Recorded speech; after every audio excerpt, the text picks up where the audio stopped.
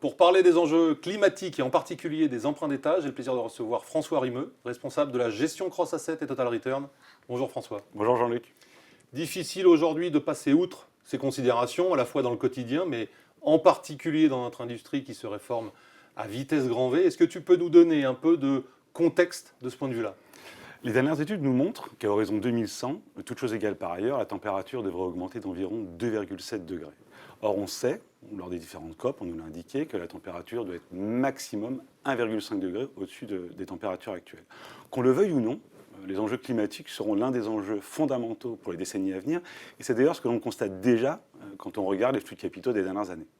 Et concrètement, appliquer l'investissement, est-ce que tu peux nous dire comment nous l'appliquons à notre gestion d'emprunt d'État ?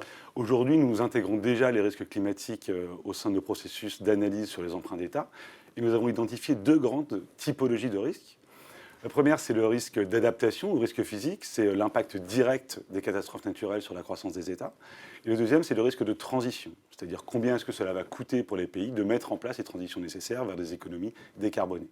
Par exemple, la hausse du prix du carbone ou le manque à gagner pour les pays producteurs d'énergie fossile.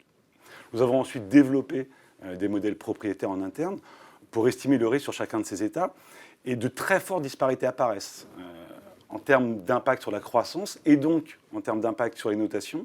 Et quand on dit impact à moyen terme, c'est bien avant 2100.